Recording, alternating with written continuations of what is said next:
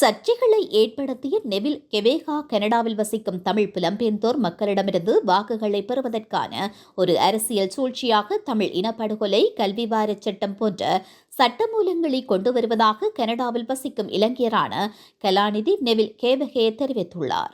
தமிழர்கள் மட்டுமல்ல, பல்வேறு காரணங்களுக்காக கனடாவில் குடியுரிமை பெற முயற்சிக்கும் சிங்கள மக்களும் நாட்டில் இல்லாத நிலைகளை வெளியுலகிற்கு தெரிவிப்பதாகவும் அவர் சுட்டிக்காட்டினார்.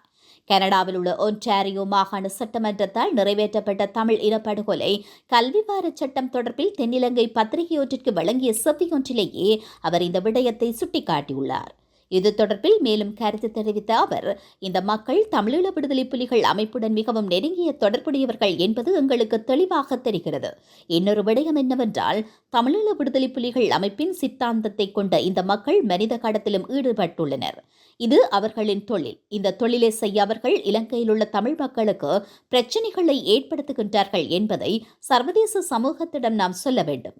உள்நாட்டு போர் முடிவடைந்து விட்டது. எனவே இலங்கையில் தமிழர்களின் இனப்படுகொலை நடக்கிறது என்று அவர்கள் கூற ஆரம்பித்துள்ளனர். கனடாவில் சுமார் 60,000 பேர் குடியுரிமையற்றவர்களாக உள்ளனர்.